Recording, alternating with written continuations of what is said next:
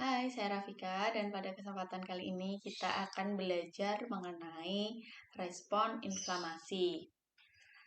Sebelumnya, jangan lupa ditonton video tentang overview sistem imun.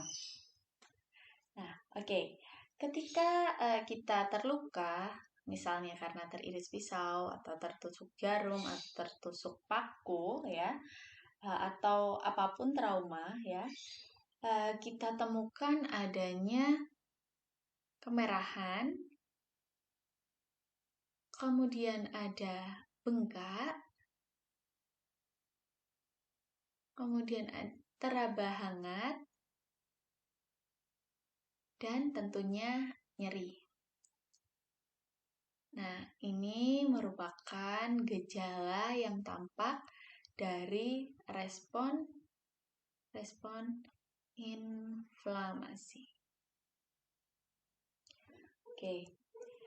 Nah, pada video kali ini saya akan menjelaskan bagaimana gejala-gejala ini muncul dan apa yang terjadi pada tingkat sel, karena sebenarnya respon inflamasi ini dapat diibaratkan seperti area peperangan antara sistem imun kita, dan di sini termasuk ada garis depan pertahanan yaitu kulit atau membran mukosa juga. Nah, respon inflamasi ini terjadi karena ada sesuatu yang melewati kulit atau membran mukosa. Ya, entah itu karena tusukan paku, tusukan jarum, atau ada virus atau bakteri masuk melewati kulit atau barrier fisik ya. Nah, sebenarnya imunologi ini area yang sangat kompleks dan banyak yang harus dipelajari tentunya, dan sehingga membutuhkan waktu yang lama untuk memahami secara detail bagaimana imunologi itu ya. Jadi pada video ini hanya overview saja. Jadi tujuannya nanti dapat memahami bagaimana timbul merah, bengkak, hangat, dan nyeri ketika kita mengalami injury. Oke, jadi ada 3 mediator inflamasi ya. Yang pertama ada prostaglandin, kemudian ada histamin, dan selanjutnya ada sitokin. Oke, jadi kita punya sel kulit ini, kulit ya, kulit. Kemudian ini saya punya mast cell. Kemudian ini adalah sel dendritik. Nah, sel dendritik ini bentuknya seperti dendrit pada sel saraf, tapi sebenarnya tidak mempunyai hubungan dengan sel saraf ya. Di sini ada cairan interstisial dan saya punya kapiler di sini. Ini adalah kapiler yang dia punya sel endotel pada dindingnya. Ya. Ketika ada tusukan, misalnya tusukan jarum atau tusukan paku yang kotor atau terkontaminasi bakteri ya,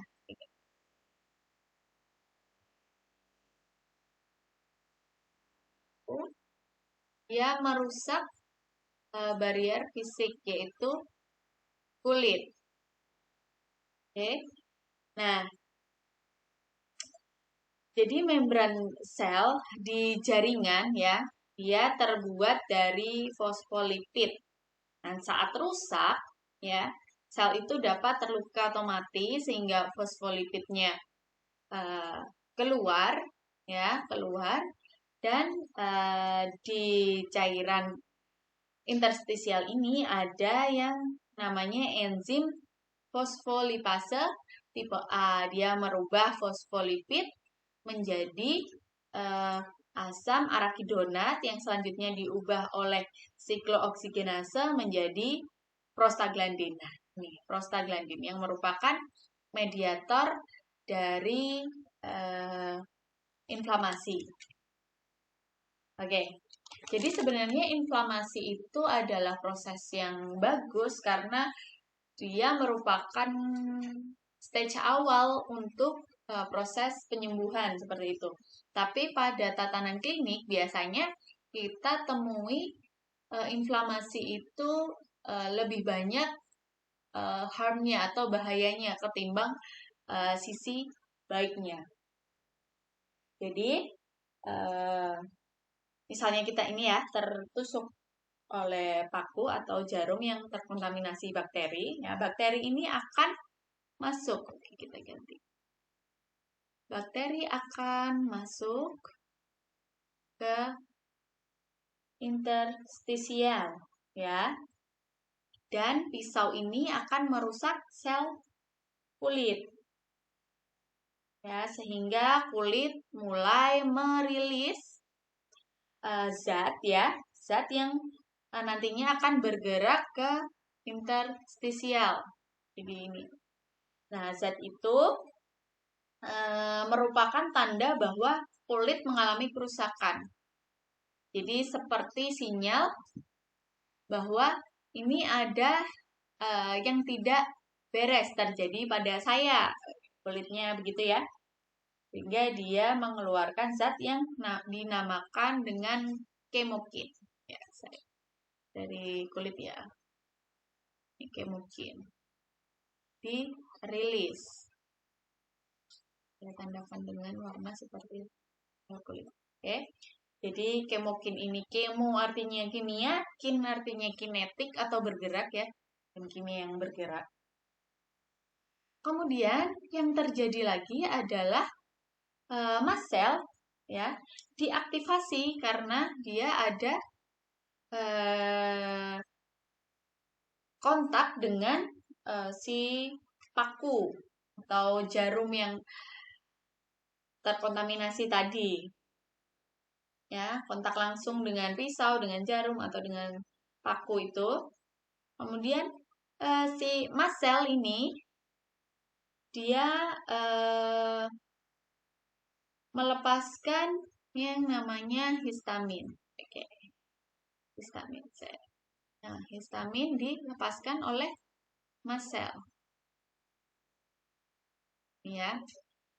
Nah, histamin akan bergerak ke membran endotel pada kapiler. Ya, dia akan bergerak menuju ke sel endotel pada dinding kapiler sehingga menyebabkan vasodilatasi atau melebar. Jadi begini ya.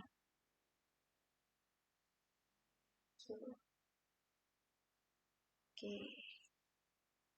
Di selnya akan merenggang.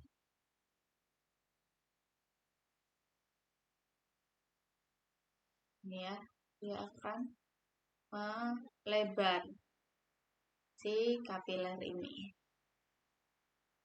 Tentu saja cairannya terkumpul di area yang mengalami vasodilatasi ini.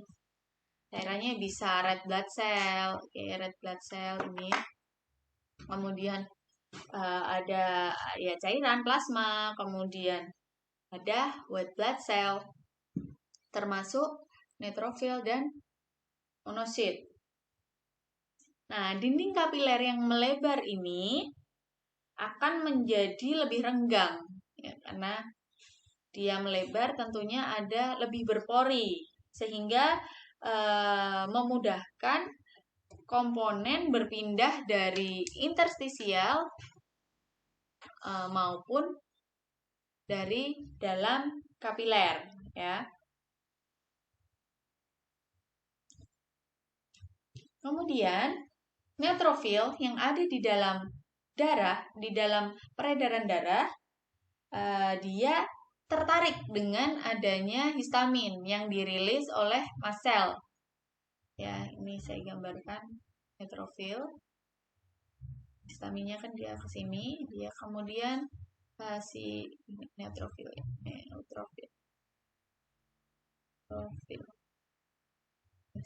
dia akan menempel pada bagian dalam dari dinding kapiler. Dan akhirnya si neutrofil ini dapat keluar melalui celah di sini yang berpori ini. Dia dapat terdorong keluar. Ini dinamakan dengan ekstravasasi atau emigrasi. Kemudian neutrofil melakukan tugasnya, ya tugasnya neutrofil fagositosis, dia memakan bakteri yang ada di interstisial. Karena dia tertarik dengan histamin, dia kemudian menempel pada dinding bagian dalam kapiler, kemudian dia terdorong keluar ke interstisial, dan di sana dia bertemu dengan bakteri yang masuk bersama-sama dengan tusukan jarum atau paku, kemudian dia melakukan fagositosis. Nah, sel dendritik yang ada di sini, yang dekat dengan kulit, dia juga melakukan tugasnya, yaitu mengambil antigen dari bakteri yang masuk ini, kemudian dibawa ke aliran darah, sehingga nanti dapat mencari sel T dan sel B yang relevan. Nah, sel B dan sel T yang datang terpanggil karena ada pesan dari sel dendritik ini keluar dan melakukan tugasnya. Dia sama, keluar melalui celah yang ada pada dinding kapiler. Ya, sama, keluar ke sini. Sel B dan sel T. Dan dia melakukan tugasnya sebagai spesifik imun sistem. Nah, segala cairan ya yang keluar ke interstisial ini dinamakan dengan eksudat. Jadi cairan yang keluar ke sana dinamakan dengan eksudat. Ya, jadi make sense ketika terjadi injury, ya. Area yang terinjuri ini akan menjadi bengkak dan kemerahan. Oke, jadi bengkak karena cairannya keluar ke interstisial, termasuk ada red blood cell juga yang keluar, sehingga menjadi merah dan bengkak. Lalu dari mana hangat? Hangat itu adalah respon dari sitokin yang dikeluarkan oleh makrofag.